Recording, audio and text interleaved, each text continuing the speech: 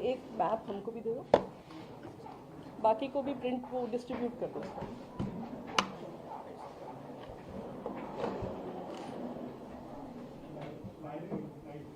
वो डिस्ट्रीब्यूट कर सकते हो? सफिशिएंट प्रिंट है? तो 2 पे 1 हो जाएगा। हाँ। 2 पे 1 एक हमको भी दे दो। 2 पे 1 ये 2 पे 1 करना।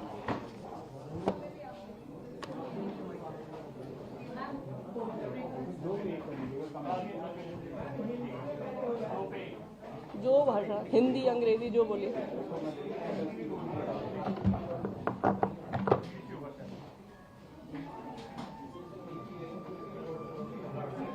Good afternoon all of you.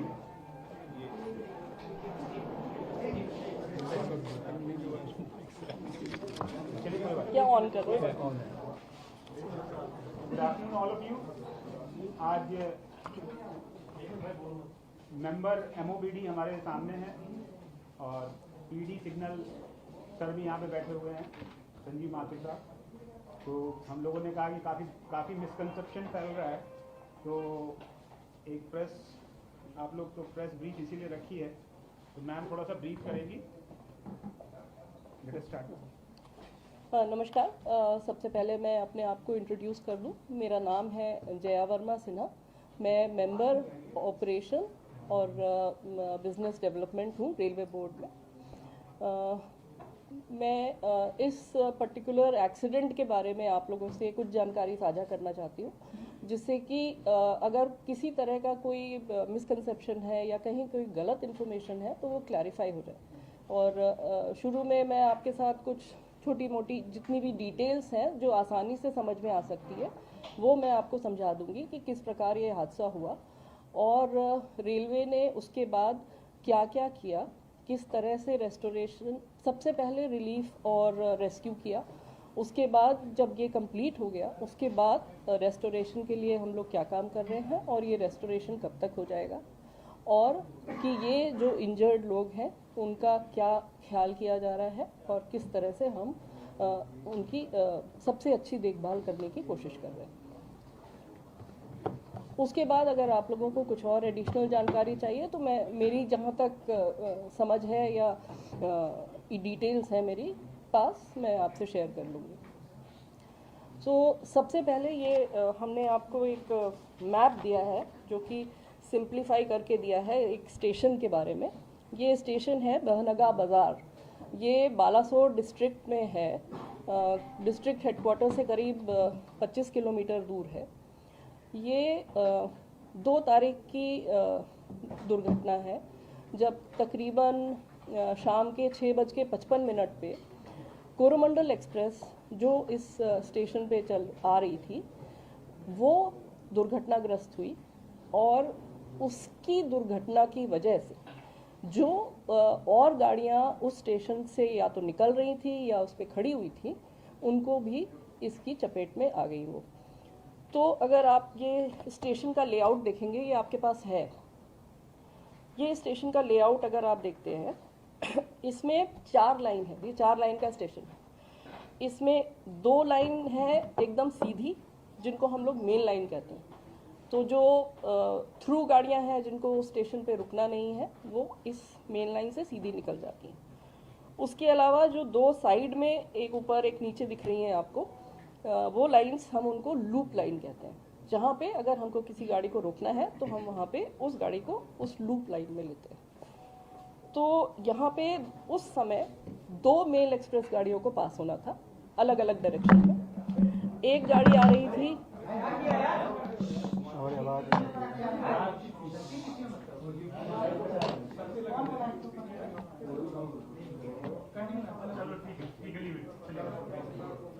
मैं फिर से बता देती हूँ, कोई नहीं, मैं फिर से बता देती हूँ उसमें कोई चिंता की बात नहीं।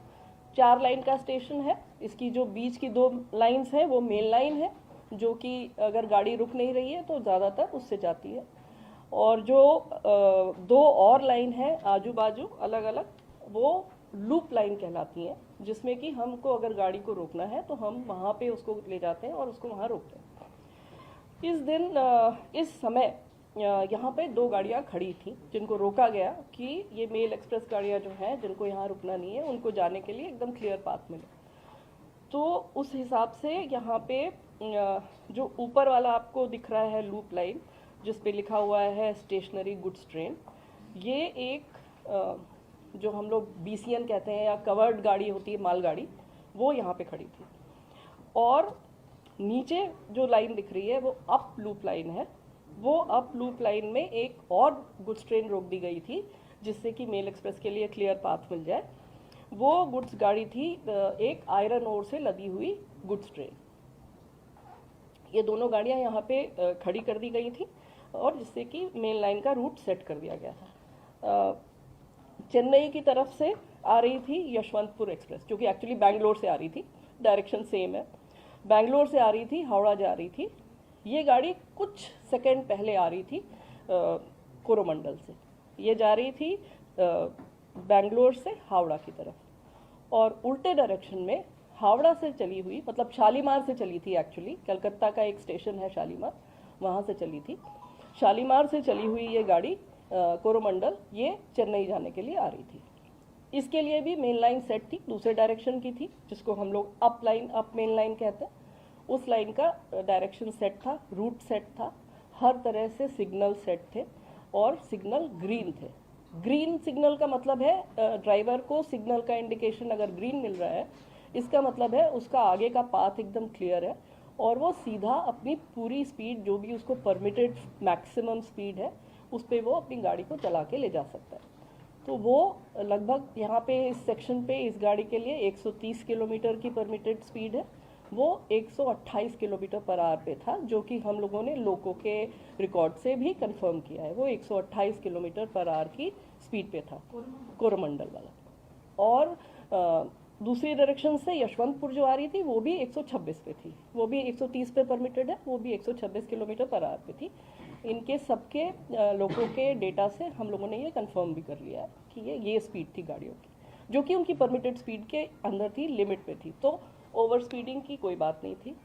सिग्नल एकदम जो उसको दिख रहा था ग्रीन था और उसको सीधा जाना था। किसी कारणवश जो कारण अभी इन्वेस्टिगेशन में है, और मंत्री जी, जैसा आप लोग देख ही रहे हैं कि मंत्री जी पिछले 36 घंटे से उसी साइट पे, और वो वहाँ से हिल नहीं रहे हैं।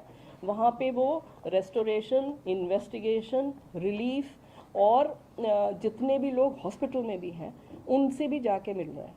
तो he is doing everything from there and he is leading from the front. So उन्होंने अभी जानकारी दी है कि प्रिलिमिनरी फाइंडिंग से ऐसा लगता है कि सिग्नलिंग में कोई परेशानी पाई गई, लेकिन वो भी प्रिलिमिनरी जानकारी है। हमारे जो कमिश्नर ऑफ रेलवे सेफ्टी हैं उनकी जांच चल रही है, इसलिए उनकी जांच कंप्लीट हुए बिना हम लोग कुछ भी नहीं शेयर कर सकते हैं अभी डिटेल में, क्योंकि जो भी हम कहेंगे अगर वो गलत हो गया तो फिर वो ठीक नहीं होगा। इसलिए हम भी अभी इंतज़ार कर रहे हैं कि वो अपनी फाइंडिंग्स हमें कंप्लीट डिटेल्ड फाइंडिंग्स हमें बताएं, जिससे कि हम लोग पता कर सकें कि क्या कारण था जिसकी वजह से ये दुर्घटना हुई। दुर्घटना सिर्फ कोरोमंडल एक्सप्रेस की हुई है। ये भी एक चीज़ है जो कि सबको समझने की आवश्यकता है कि यहाँ पे 3 इंजन भिड़ गए और बहुत सी मल्टीपल ट्रेन्स जो है वो आपस में टकरा गई, कैसे सब एक ही रास्ते में थी। ये इस तरह की गलत इन्फॉर्मेशन या गलत समझ फ्लोट अराउंड कर रही है। तो उसको क्लैरिफाई करने के लिए मैं दोबारा ये बताना चाहती हूँ कि सिर्फ एक ट्रेन क्षतिग्रस्त हुई, एक ट्रेन का एक्सीडेंट हुआ जो कि कोरोमंडल थी। उस ट्रेन किसी कारण, जिस भी कारण के वजह से, जिसको हमें पता चलेगी अभी डिटेल में कि क्या कारण था, वो जो एक्सीडेंट ग्रस्त हुई और अप लूप लाइन में जो आयरन ओर की ट्रेन खड़ी हुई थी, जो मैंने आपको बताई मालगाड़ी, उससे टकराई। उसके ऊपर उसका इंजन चला गया, उसके कुछ कोचेस चले गए, और ये इतना तेज़ इम्पैक्ट था वो बेसिकली इसलिए था क्योंकि ट्रेन अपनी फुल स्पीड पे थी। 128 kmph पे मामूली चीज़ नहीं है। और दूसरी इशू ये था कि वो एक आयरन ओर की ट्रेन थी, जो कि बहुत ही भारी ट्रेन होती है। तो वो सारा इम्पैक्ट जो है कोलिजन का इम्पैक्ट, अगर आप लोग किसी भी टेक्निकल कोलिजन एक्सपर्ट से भी पूछेंगे, कोलिजन का इम्पैक्ट उसने कंप्लीटली रिजेक्ट कर दिया, क्योंकि वो आयरन ओर भरी हुई ट्रेन थी। एंड द एंटायर पूरा का पूरा इम्पैक्ट जो है वो सारा का सारा ट्रेन के ऊपर आ गया। कोचिंग ट्रेन थी ये। अब इस ट्रेन के बारे में भी मैं कुछ बताना चाहूँगी। ये ट्रेन है LHB ट्रेन, हमारी जो LHB कोचेस हैं उसकी ट्रेन है ये। LHB is a very very safe train.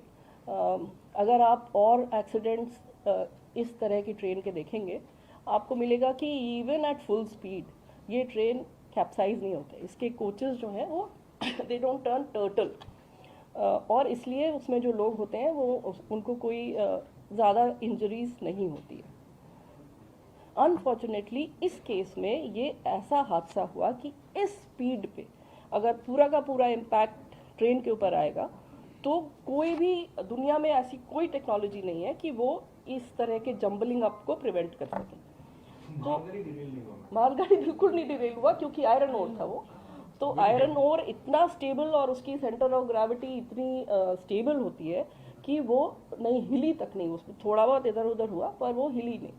और पूरा इम्पैक्ट जो है वो इस ट्रेन के ऊपर आ गया जो कि पैसेंजर्स के साथ थी, और उसकी वजह से ये इंजरीज और अनफॉर्चुनेट डेथ्स बहुत हुई। तो ये है बैकग्राउंड इसका। इसके साथ चूंकि इसके डिब्बे बिखर गए इम्पैक्ट के वजह से, कोलिजन की वजह से सारा इधर उधर बिखरे, तो उसमें से कुछ डिब्बे जो हैं वो अगर आप देखेंगे तो ये जो डाउन लाइन मेन लाइन है इसकी तरफ आ गए, और ये डाउन मेन लाइन पे यशवंतपुर एक्सप्रेस निकल रही थी, वो भी 126 की स्पीड पे जा रही थी। वो करीब करीब क्रॉस कर गई थी। वो तो मिस फॉर्च्यून है कि एक लिटरली एक फ्रैक्शन ऑफ सेकेंड के लिए उसके पीछे के 2 डिब्बे थे जो कि इसके डिरेल डिब्बों के रास्ते में आ गए, और इन डिरेल डिब्बों के इम्पैक्ट से उसके आखिरी 2 डिब्बे वो भी डिरेल होके यशवंतपुर एक्सप्रेस के वो भी डिरेल होके दूसरी तरफ फिक गए। तो ये सारा इतनी स्पीड में और इतने मोमेंटम में था कि उसकी वजह से वो 2 डिब्बे भी क्षतिग्रस्त हुए, और उसमें भी कुछ लोगों को बहुत इंजरीज हुई, कुछ डेथ्स भी हुई। ये हुई यशवंतपुर एक्सप्रेस जो कि उसमें इन्वॉल्व हो गई। उसके अलावा जो एक और मालगाड़ी दूसरी तरफ जो खड़ी हुई थी, जो हम जिसको डाउन लूप में दिखा रहे हैं ये आपको, स्टेशनरी गुड्स ट्रेन, ये इस पे भी थोड़ा सा वो डिब्बों का इम्पैक्ट हुआ, पर कोई खास उसमें क्षति नहीं हुई। ये पूरे एक्सीडेंट का बैकग्राउंड है।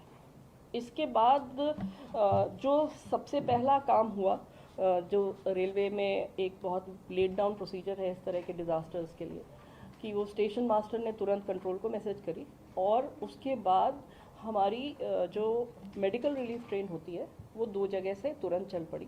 20 मिनट के अंदर वो गाड़ियाँ चल पड़ी। एक आई खुर्दा की तरफ से, मतलब भुवनेश्वर की तरफ से, और एक आई खड़गपुर की तरफ से। भुवनेश्वर वाली पहले पहुंची और उसके जस्ट 10 मिनट बाद खड़गपुर वाली पहुंची। साथ में NDRF को इन्फॉर्म कर दिया गया। NDRF की एक टुकड़ी बालासोर में स्थित थी, क्योंकि वहाँ पे साइक्लोन और ये सब फ्लड्स वगैरह के लिए उनकी एक टुकड़ी वहाँ पर मौजूद रहती है। उस टुकड़ी को तुरंत इन्फॉर्म कर दिया गया। ये भी मैं बताना चाहूँगी कि हम लोगों की NDRF के साथ कंटिन्यूअस इस तरह की घटनाओं से बचने के लिए एक्सरसाइज चलती रहती है, कोऑर्डिनेशन चलता रहता है, और हम लोग बहुत सारी मॉक ड्रिल्स करते हैं।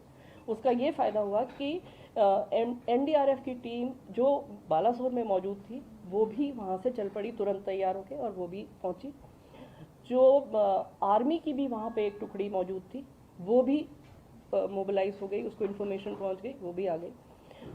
जो स्टेट एडमिनिस्ट्रेशन था, जो स्टेट डिज़ास्टर रिलीफ थी, जो district manager DM and his team and the SP and the local administration, everybody responded.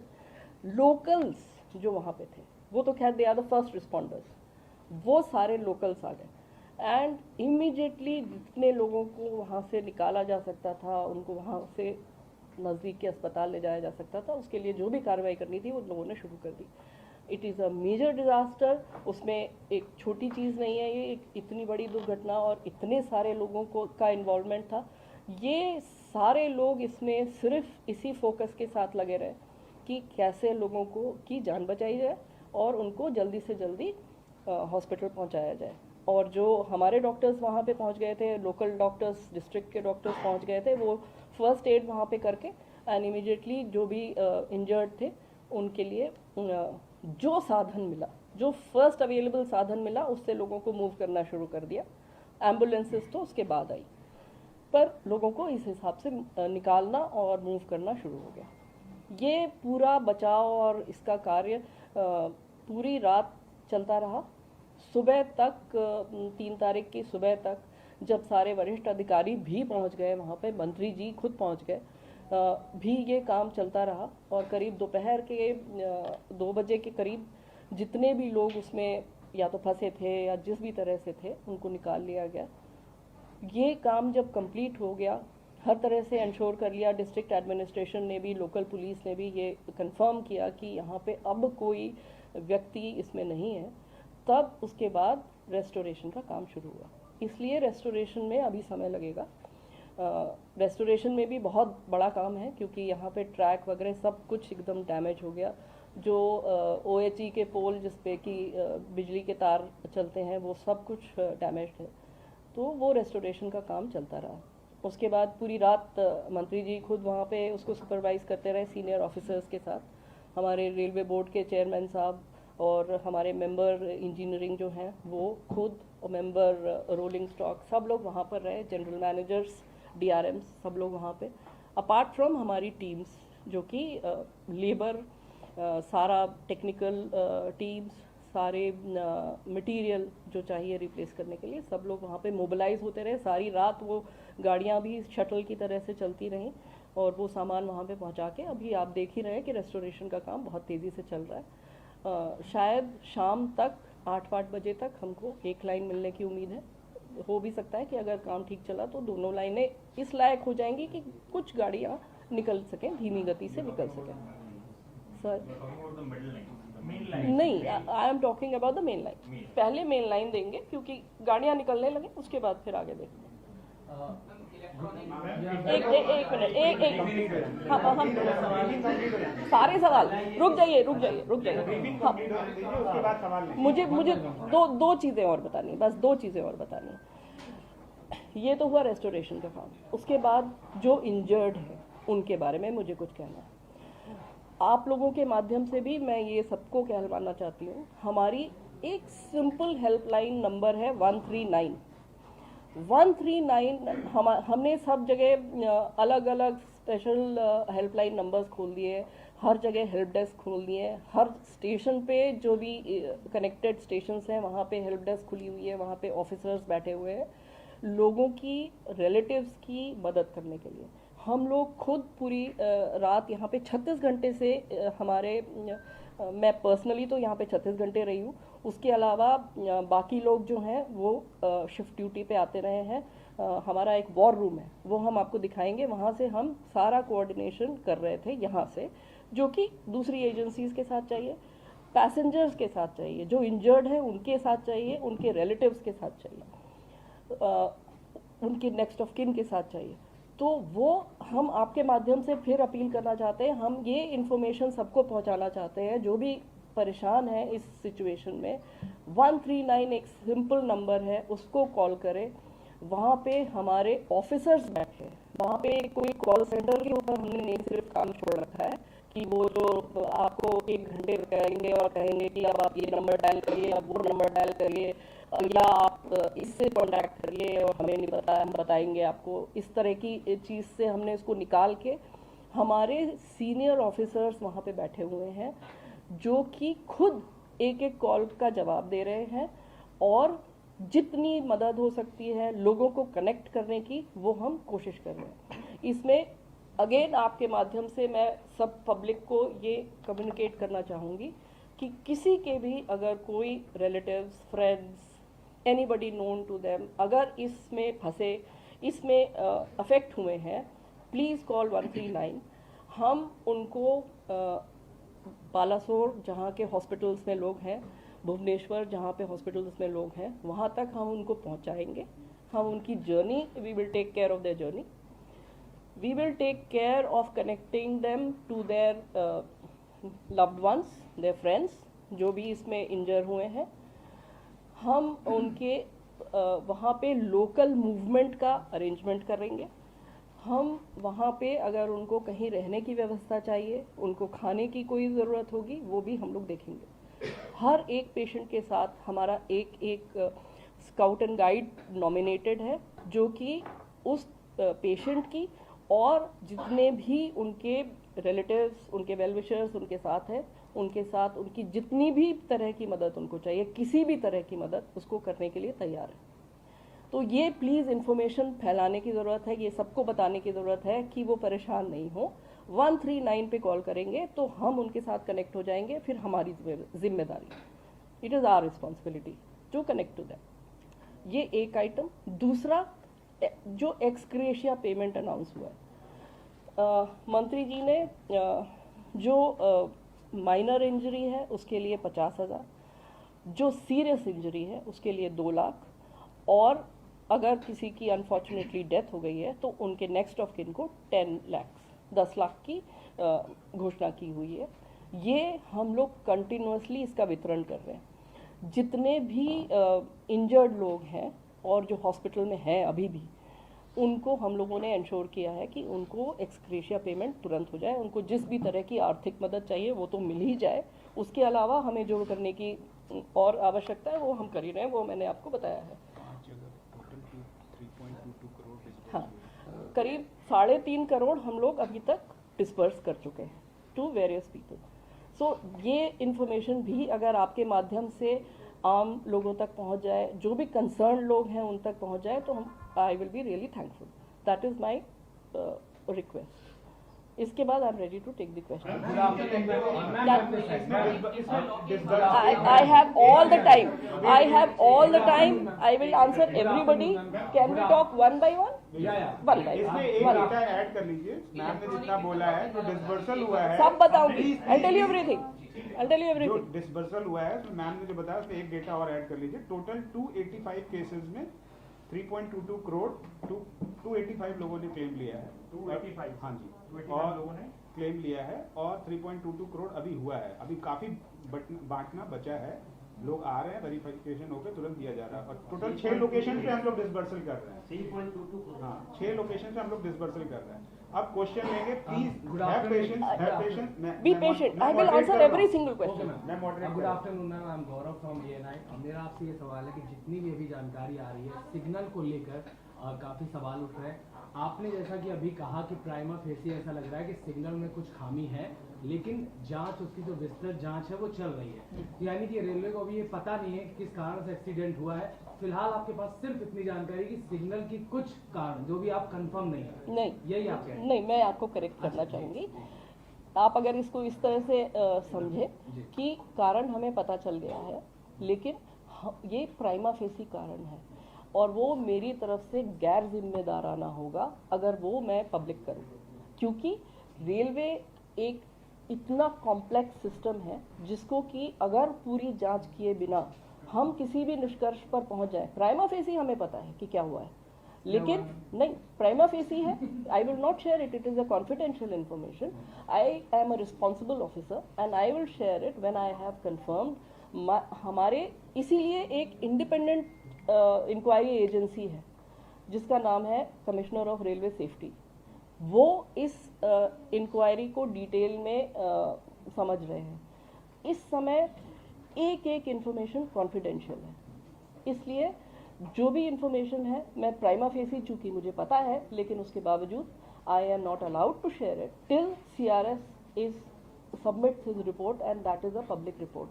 CRS एक लीगल एंटिटी है जिसके कि बहुत क्लियरली रूल्स डिफाइंड है। उनके जो भी इंफॉर्मेशन है वो कॉन्फिडेंशियल है। उनके जितने भी विटनेसेस हैं, उनके जितने भी एविडेंस हैं, उन्होंने जितना भी रेलवे का रिकॉर्ड है वो सीज किया हुआ है and nothing can be touched और टैम्पर्ड और shared till CRS has satisfied himself and come to a conclusion. So that is the reason why we are not sharing. It is not because we don't know, but it is because it is prohibited as per the CRS inquiries rules provisions. That is the reason. Ma'am, Coromandel जब main light पे जा रही थी तो उसके बाद वो क्या नाम है अपलाइन में कैसे गई? सिग्नल था अपलाइन में जाने के लिए या उसका रेल ट्रैक चेंज करके उसको भेजा गया उसे? That is exactly what we are trying to identify. Prima facie हमें कुछ जानकारी पता चली है जिससे कि हमें लगता है कि सिग्नलिंग में कुछ गड़बड़ हुई है, लेकिन जैसा मैंने इनको बताया, हम डिटेल आपके साथ तभी शेयर कर पाएंगे जब सीआरएस साहब अपनी इंक्वायरी सबमिट करेंगे। ये अभी एक क्वाजी लीगल प्रोसेस में चला गया है। CRS has the powers of a जज, एंड जैसा आप जानते हैं किसी भी लीगल केस में if the matter is sub judice you cannot discuss the details with public. So that is the only reason. एक क्वेश्चन बहुत लंबा That आप is- बताइए। चेंज इन इलेक्ट्रॉनिक इंटरलॉकिंग का मतलब क्या है और ये इससे क्या हुआ है? क्या उन लोगों की पहचान हो गई जो इसके लिए रिस्पॉन्सिबल है? एक मिनट, ये एक्सपर्ट हमारे साथ हैं, सर पहले इंटरलॉकिंग के बारे में बता देंगे, फिर इलेक्ट्रॉनिक इंटरलॉकिंग के बारे में बता देंगे, और फिर जो केस से रिलेटेड है वो वापस हम लोग हम जो बताएंगे। रिस्पॉन्सिबल है? सब्जेक्ट सर बता देंगे।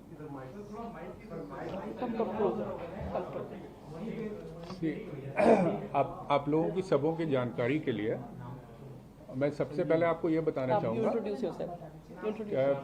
मैं संदीप माथुर हूँ, I am principal executive director signalling ji. जो हम लोगों के कोई भी स्टेशन होता है जिसमें आपने देखा कि दो लाइनें जो जा रही हैं, एक अप और एक डाउन, उस स्टेशन पे दो और लूप लाइंस होती हैं।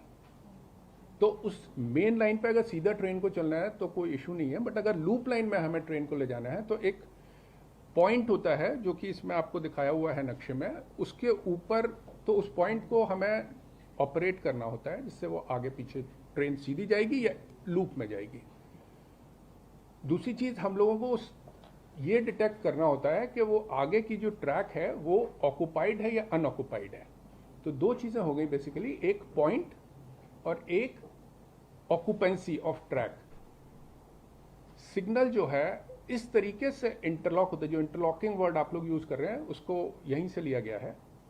इस तरीके से इंटरलॉक होता है कि आगे की लाइन ऑक्युपाइड है नहीं ये पता चल जाए, और पॉइंट उससे सीधा ले जा रहा है या उसको लूप लाइन में ले जा रहा है ये पता चल जाए। तो जब पॉइंट सीधा ले जा रहा है और आगे का ऑक्युपाइड नहीं है तब वो सिग्नल ग्रीन होता है, और जब पॉइंट लूप में ले जा रहा होता है उसे और लूप लाइन क्लियर है तब वो सिग्नल येलो होता है और उसका रूट दिखाते हैं कि ये दूसरे रूट पे ले जा रहा है। तो ये इंटरलॉकिंग बेसिकली काम करती है। तो ये आप लोगों को इंटरलॉकिंग का बताया मैंने। बेसिकली एक सेफ वे में ट्रेन को स्टेशन से हम लोग ले जाएं, उसके लिए ये पॉइंट और डिटेक्शन यूनिट को सिग्नल से हम इस तरीके से इंटरलॉक करते हैं कि वो मूवमेंट उसको क्लियर रहे, कोई आगे ना हो, और उसको किस तरफ जाना है, में सीधा जाना है या लूप में जाना है ये पता चल जाए। और ये इलेक्ट्रॉनिक क्यों कहलाती है? ये दो तरीके से हम लोगों की इलेक्ट्रॉनिक भी हो सकती है ये, और नॉन इलेक्ट्रॉनिक भी हो सकती है। इस पर्टिकुलर स्टेशन पे इलेक्ट्रॉनिक इंटरलॉकिंग थी। जब ये इंटरलॉकिंग हम किसी कंप्यूटर बेस्ड सिस्टम से हम लोग करते हैं, वो उसमें ये डिफाइन हो जाता है कि आगे का ट्रैक ऑक्युपाइड है या नहीं, वो हम इलेक्ट्रॉनिकली पता करते हैं और उसमें आपस में इंटरलॉकिंग करते थे, तब इलेक्ट्रॉनिक इंटरलॉकिंग कहलाती है। और कई जगह पे हम लोग रिलेज से ये इंटरलॉकिंग करते हैं, और कई जगह पे अभी भी कुछ स्टेशन पे, कहीं पे नहीं कहूँगा, अभी सिर्फ आउट ऑफ 7000 स्टेशन कुछ 100 स्टेशन पे लीवर्स के थ्रू हम ये लोग इंटरलॉकिंग करते हैं। तो ये इंटरलॉकिंग है, और इस पर्टिकुलर स्टेशन पे इलेक्ट्रॉनिक इंटरलॉकिंग थी। मतलब कंप्यूटर बेस्ड है, कंप्यूटर बेस्ड है। और जो लोग इसके लिए रिस्पॉन्सिबल है क्या उनको चिन्हित कर लिया गया है, उनको पहचान हो गई है? I answer that. क्या टैंपर भी हो सकता है? मैं बताती हूँ आपको। सिग्नल था पहले ग्रीन पे। Just supplementing this question, can there be a malfunction in this? And how is it possible if it can be a malfunction or not? Let us answer both the questions. One, it is supposed to be tamper proof. It is supposed to be error proof. उसका exact word बता देता हाँ, हूँ। बताओ। It is called as fail safe system, मतलब it will fail on a safer side. ठीक है, अगर फेल भी हो गया तो सिग्नल लाल हो जाएगा, मतलब गाड़ी रोक दो बेसिकली। अगर फेल हुआ तो उसमें फेल सेफ सिस्टम है। फेलियर कंप्यूटर समझता है, लॉजिक समझता है, और उसको डिटेक्ट करेगा अगर कि यहाँ पे कोई फेलियर है तो वो सारे सिग्नल लाल हो जाएंगे, फेल सेफ हो जाएगा, और गाड़ियाँ बंद हो जाएंगी कि पहले आप रुक जाइए, लेट अस चेक क्या प्रॉब्लम है, तभी आप आगे जाइए। तो ये फेल सेफ सिस्टम है as far as the tampering and the error part of it is concerned. But however, as it is being suspected, there was some kind of a problem in the system. Whether it was a physical error, कि मान लीजिए मैं आपको सिर्फ मैं इस particular case के संदर्भ में बता रही हूँ, अगर possibilities of what can go wrong, supposing किसी व्यक्ति ने वहाँ पे आसपास कुछ खोद दिया बिना ये देखे कि वहाँ पे केबल जा रहे हैं कि नहीं जा रहे हैं, कुछ अगर काट दिया, अक्सर देखेंगे आपकी कुछ काम चल रहा है, रोड बन रही है, कुछ हो रहा है, पेवमेंट बन रहा है, और अगर बिना उसने जानकारी के, बिना उचित परमिशन के वहाँ पे काम किया, पॉसिबल है कि केबल कट जाए, या इस तरह की चीज़ों से प्रॉब्लम आ सकती है सिग्नलिंग में, या किसी ने उसमें कुछ मतलब कोई शॉर्ट सर्किट हो गया, या कहीं ज़्यादातर ऐसी चीज़ें होती नहीं है, नॉर्मली इस तरह का नहीं होता, बट एक मशीन है ये, चाहे वो इलेक्ट्रॉनिक मशीन हो, चाहे मैकेनिकल मशीन हो, कोई भी मशीन फेलियर प्रोन होती है। एक मतलब 99.9% कोई फेलियर नहीं होगा, पर एक 0.1% चांस मशीन में फेलियर का होता है, तो वो पॉसिबिलिटी तो हमेशा ही है हर तरह के सिस्टम में। हाँ, उधर आकाश सर, ये आकाश लोगों की पहचान हो गई है क्या? जो आपका एक क्वेश्चन हो गया, प्लीज वन क्वेश्चन फॉर वही क्वेश्चन था उसका सवाल। वो मैं बता देती हूँ, वो लोगों की पहचान प्राइमा फेसी हो गई है, लेकिन हम आपके साथ CRS इंक्वायरी के बाद ही शेयर करेंगे। Ma'am, I know that detailed investigation is underway, but the question is, as far as I know, there are several conditions that need to be fulfilled for the interlocking and the signaling. Right. The question is whether the train went on to loop line when the signal was given for the up line. If yes, then whether it derailed first and then dashed into the goods train, or first it dashed into goods train and then got derailed. Yes, that is a very good question. That is exactly what we have been trying to identify. ठीक है, नहीं आप सुनिए, you please have a little patience. I'll explain in detail. ये हादसा हो गया, उसके बाद हम लोगों ने सब उसमें इन्वेस्टिगेट करना और समझने की कोशिश शुरू की। ठीक है, एक बार हादसा हो गया, आपने सबने तस्वीरें देखी हैं, कुछ लोगों ने शायद फिजिकली भी देखा हो कि वहाँ पे क्या हालत है सिचुएशन। एक एक पटरी उखड़ गई है, एक एक पॉइंट उखड़ गया है, गाड़ियाँ डिब्बे सब एक के ऊपर अगल बगल यहाँ वहाँ छितराए हुए हैं। इसलिए ये भी कहना कि पॉइंट क्या मेन लाइन के लिए सेट था कि लूप लाइन के लिए सेट था, वो भी एक आसान जवाब नहीं है वो लेकिन उसका जवाब मिल जाएगा, वो जवाब CRS इंक्वायरी में निकल के आ जाएगा। Just an additional question. Ma'am, point number 17 was the point. Right. It was said in the preliminary inquiry that signal was given and then was taken back. It is not possible technically, No, right? no. That's not a preliminary inquiry. I don't know आपसे किसने वो share किया है। वो data logger का input जो कि एक मैटर ऑफ रिकॉर्ड है, वो हम सब ने देखा है, मैंने देखा है पर्सनली, हमारे सिग्नल के एक्सपर्ट ने देखा है, हर आदमी ने देखा है जो कि यहाँ के रेलवे का इंचार्ज है। There is no defect in the logic of the signal that was observed, right. केवल एक सवाल केवल समझने के लिए पूछ रहा हूँ, कोरमंडल डिरेल हुई पहले या इसने हिट किया है? ये हमें यही जानकारी CRS इंक्वायरी से निकलेगी, क्योंकि वही मैं फिर से दोहराऊंगी कि इंफॉर्मेशन अब हम उसको एक तरह से उसको एज अ डिटेक्टिव उसको समझने की कोशिश कर रहे हैं कि क्या हुआ होगा, क्योंकि वहाँ पे इतना बड़ा हादसा हो गया है कि वो ग्राउंड सिचुएशन पूरी ख़त्म हो चुकी है, सारे ट्रैक उखड़ गए हैं, सारे पॉइंट उखड़ गए हैं, सारे केबल उखड़ गए। हमारे पास एक डिजिटल रिकॉर्ड है, हमारे पास डिजिटल रिकॉर्ड है जो कि कोई एरर नहीं दिखाता है इस मूवमेंट में, पर हादसा हुआ है, सो दैट मीन्स कि something really went wrong. Preliminary we know what went wrong, what possibly went wrong, but as again I am repeating, because it is under CRS inquiry, I am not at liberty to share it, but just be patient, we will be able to share it with you with all the details very soon with specific responsibility. एक question please, one question. Ma'am, could you also clarify why everybody is talking so much about Kavach, whether it's everywhere on Yes, social media? we must. Could you please clarify for the layman, Yes. what role does Kavach have in this accident, or it doesn't have any role? Please clarify. I'll do that. एक कवच के बारे में भी मैं आप लोगों को सबको समझाना चाहूँगी कि सबसे पहली चीज़ जो कि we should be proud of कि ये एक इंडिजिनस डेवलपमेंट है। ये भारत का अपना बनाया हुआ सिस्टम है जो कि एक एंटी कोलिजन सिस्टम है. We are very very proud of this and we hope that tomorrow we will be able to export it to the rest of the world. पहली चीज़. दूसरी चीज़, चूँकि ये एक इंडिजिनस सिस्टम है और ये सेफ्टी रिलेटेड है और ये ट्रेन्स की सेफ्टी जिसमें कि लोग आते जाते हैं, माल आता जाता है, इसलिए इसकी टेस्टिंग बहुत रिगरस होती है. इसमें हमने हर तरह की टेस्टिंग करी है और जब हम लोग इससे सेटिस्फाई हो गए कि ये बिल्कुल ठीक है और खरा है और ये सेफ़ है, इसमें इस लेवल की टेस्टिंग की गई कि मंत्री जी खुद उसमें ट्रेन में चले और दूसरे डायरेक्शन से एक और ट्रेन लाई गई और ये चला के देखा गया कि फुल स्पीड पे भी गाड़ी पे ब्रेक लगता है. So that is the level of testing we have done. That is the level of involvement that has been there at even the top most level. After we were satisfied that this is now a technology that we can proliferate all over the country, then let me explain that what does it involve. It involves putting these devices all along every single track of Indian Railways. And I hope you people know how many kilometers of track does Indian Railway have. Okay, so physically putting these devices along the track is going to take some time. We need some time. Secondly, every single locomotive has to be equipped to read the signals from those devices.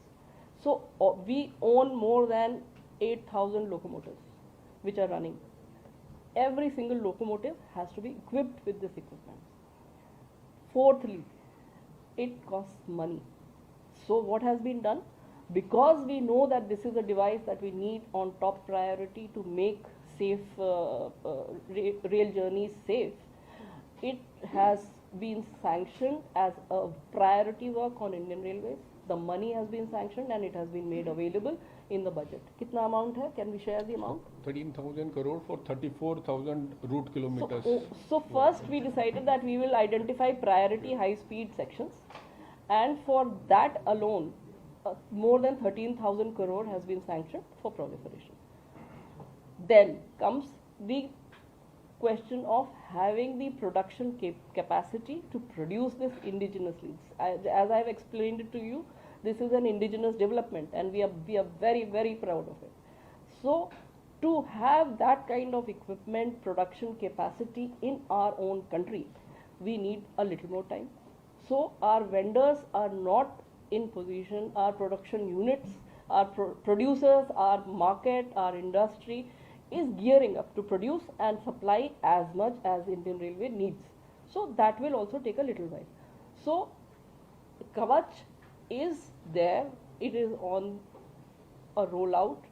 Everything to make sure that it is rolled out at the fastest pace possible is there, but you must understand the quantum of the work involved and the quantum of the money needed and the way the industry is supposed to respond and react and generate the equipment that is required to be placed in all along the track and on the locomotives. Then what does Kavach do? In this particular situation, what could have Kavach done? Had Kavach been here, it would have been on the locomotive, it would have been on the track. Now from what we understand what happened, this locomotive, even if it went on a wrong route and it found that the track ahead was occupied, it had only barely maybe 100 meters to go before that obstruction was to come. So even if the Kavach would have applied brakes on detecting that the route ahead is obstructed, for a train moving at 130 kmph, the braking distance is about 600 meters. So it went and it would have gone and hit a 100-meter obstruction.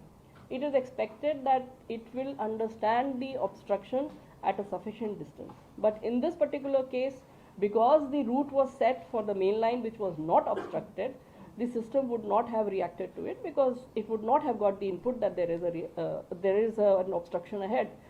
Only after it was about to hit that it could have reacted. There is an obstruction straight ahead by a visual mechanism. So in this particular scenario where the reaction time was so short and the distance was so short and the speed was so high, it was just a question of a few seconds before it went and hit an obstruction. If it went and hit an obstruction. Two questions. Right. one per please. एक तो AC से related है. हाँ, तो बस supplementary पूछ लीजिए बस बताइए. First thing first, ma'am, are you suggesting that even if there was Kavach, the accident couldn't have been averted? A, and B, ma'am, you are saying that prima facie you are finding no defect in the logic of signals, but then you are also saying that the prima facie you are finding some signaling issue. If you can, simplify. I'll try and simplify that. Both of this. See, in Kavach, I would like to qualify that remark of yours, that in this case, where the route ahead was clearly unobstructed, Kavach would have also followed that logic and not applied the brakes. However, if suddenly, supposing a boulder drops, okay, right in front of the train, then I'm sorry, even Kavach will not be effective. It is something like that.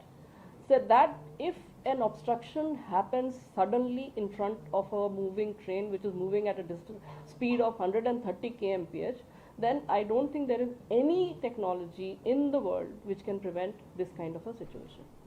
So it is something like a rock dropping suddenly in front of a very fast moving object. So that is the reason. Otherwise, let me again confirm to you that in a normal scenario where the way trains are supposed to move, Kavach is an excellent anti-collision device, and it will prevent two trains to come and hit each other if they are moving on the same track. Signaling issue. See, electronic interlocking is a logic. It is a computer-based logic, and every movement, how to keep it safe, is a very, very complex logic. And these computerized systems are meant to ensure that a fail-safe movement of trains across a complex layout also is there. And computers are, you people understand what computers are capable of doing. They have taken us all over to even to Mars. So this is a simple thing for them. But that is the kind of logic that is inbuilt into this. Let me complete, please. I have some more to say. So the electronic interlocking, there is no issue with that. However, what we have found is that there is probability of some kind of a signaling, not even, I wouldn't even call it a failure, a signaling interference. Some kind of an interference has been there, whether it was manual, whether it was incidental, whether it was weather related, whether it was wear and tear related, whether it was a maintenance failure, all that is going to come out only after the inquiry. Can we ask?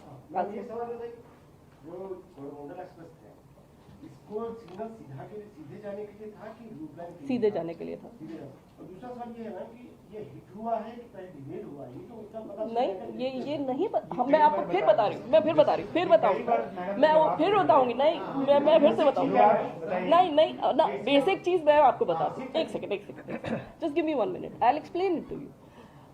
ये जब हम signal हरा मिला, root सीधा है, ये हमें electronically जो वो पूरा रिकॉर्ड है उस इलेक्ट्रॉनिक इंटरलॉकिंग का, उसको देख के पता चला। लेकिन फिजिकल ग्राउंड सिचुएशन क्या है ये आप सबने देखी है। वहाँ ना एक पटरी साबुत बची है, ना वहाँ पे एक पॉइंट बचा है, ना वहाँ पे केबल बचा है, ना सिग्नल बचा है, ना OHE बचा है, ना तार बचा है, ना डिब्बे बचे हैं। तो उस समय कंक्लूसिवली कह देना कि कहाँ के लिए पॉइंट सेट था, that is premature. You have to do proper forensic analysis of the whole accident site to arrive at that conclusion. It is premature to, इसीलिए मैं आप सबसे बात कर रही हूँ कि let us not come to premature conclusions. ये एक इतना कॉम्प्लेक्स हादसा है और वहाँ की जो हालत है और जो वहाँ की ग्राउंड सिचुएशन है उसको देख के आप उसको ये अंदाज़ा लगाना कि what exactly happened needs time. It needs time, it needs analysis. And that is why the Commissioner of Railway Safety is sitting there. वो वहाँ बैठे हुए हैं, वो वहाँ से तब तक नहीं हिलेंगे जब तक कि सारे रिकॉर्ड उन्होंने नहीं सीज कर लिए। ये भी मैं आप लोगों की जानकारी के लिए शेयर करना चाहूँगी कि जब भी इस तरह का कोई भी हादसा होता है, हमारा पहला रूल है कि सारे डेटा को सीज कर लो, उसमें कोई टैंपरिंग की कोई भी पॉसिबिलिटी मत छोड़ो। सारे रिले रूम्स, जो रिले हट होती है, सब कुछ सील कर दिया जाता है। Every record, it's like a murder investigation. Every record is sealed and it is made confidential. All the witnesses are perforce supposed to come and give their bayan in front of the CRS. It's a court of law. And जहाँ पे कि ये inquiry बैठी हुई है और वहाँ पे अगर आप पता करेंगे इस तरीके का एविडेंस की एनालिसिस, एविडेंस एक्सपर्ट्स की एनालिसिस, विटनेसेस के स्टेटमेंट्स, सब कुछ जा रहा है उसमें।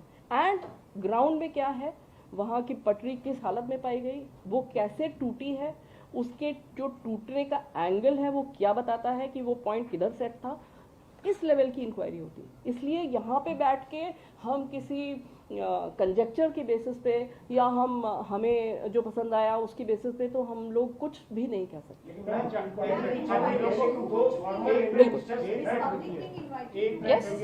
हम लोग को वॉर रूम भी जाना है। Last question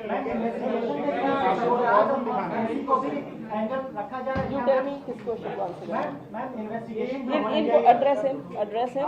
He will pick up the question. Train की ग्रीन सिग्नल था आप लाइन पे, तो क्या ह्यूमन इंटरवेंशन से ब्लू लाइन में डाला जा सकता है? नहीं। चलिए हो गया। अब उधर से एक बोल मैम इस based on the interference angle, I'm not going to ask what's found, but has the angle of sabotage been ruled out as of now? No, nothing is ruled out. And secondly, ma'am, in the preliminary investigation, Minister has said that people have been identified. After several of these incidents like Gaisal, we've seen that the accused are found absconding. Has there been any surety on ensuring custody of these people who've been identified in the preliminary investigation? इस case में there is nobody who's absconding. बस आप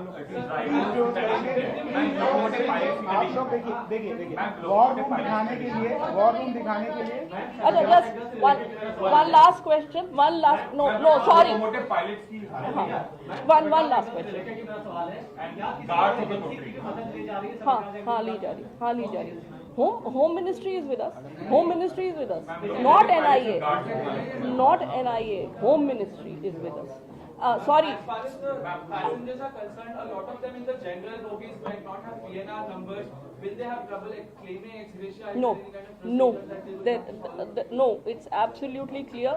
Ticket is not required. If they were on the train, whether with a valid ticket or without a valid ticket, we cannot ascertain, because after this kind of an incident, even a person traveling with a valid ticket will not have it on his person. Last question, one last question. We'll share that data with you. Yes, you people must ask this कि हमारे जो locomotive pilots थे उनकी क्या हालत है, हमारा जो स्टाफ था उनकी क्या हालत है। तो लेट मी टेल यू जब ये घटना हुई उसके करीब 15 मिनट में मुझको पर्सनली इन्फॉर्मेशन आ गई।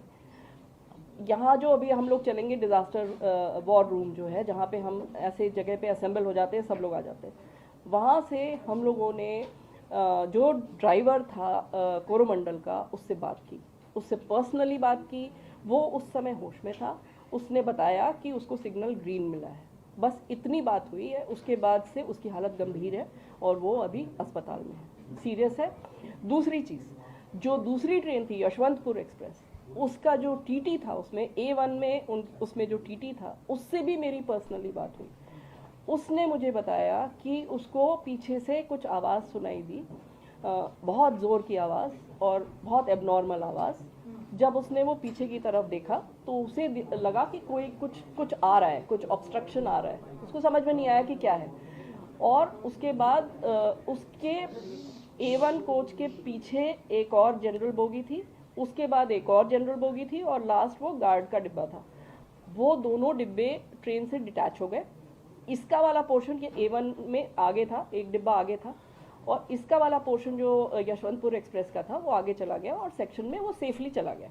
लेकिन इसके पीछे ये जो 2 डिब्बे हिट हुए, जिसकी उसको आवाज़ सुनाई दी और उसको समझ में नहीं आया कि क्या हो रहा है, वो डिब्बे पटरी से फिक गए। सो ये है एक टीटी से जानकारी, first hand information that I have. So that is what happened to the Yashwantpur express. Our staff, let me tell you, and जो गार्ड था, ये जो आयरन ओर की ट्रेन थी, उससे भी मेरी बात हुई। वो it is providential that his life was saved, क्योंकि रेलवे का नियम है कि अगर कोई भी मालगाड़ी कहीं पे खड़ी है थोड़ी देर के लिए, तो उसका गार्ड, उसका ड्राइवर, उनकी जिम्मेदारी है कि ये गाड़ी सेफ है। तो वो लोग उतर के उस गाड़ी की जांच करते हैं। तो वो जो है गार्ड उस समय उतरा हुआ था और वो उतर के ट्रेन की जांच कर रहा था। उतने में ये हादसा हुआ और ये इंजन और ये सारी चीज़ें उसकी जो ब्रेक वैन है जिसमें गार्ड चलता है, उसको क्रश करके उसके ऊपर से इंजन गया है। अगर वो उसके अंदर होता तो उसके बचने का कोई सवाल नहीं था। बट ये ईश्वर की कृपा है कि वो उतरा हुआ था, अपनी ड्यूटी कर रहा था और वो बच गया। ठीक है, अब आप चलिए, आप लोगों को दिखाते हैं। लोग प्लीज चलिए, आप इस लाइन से इधर के लोग पहले चल लीजिए।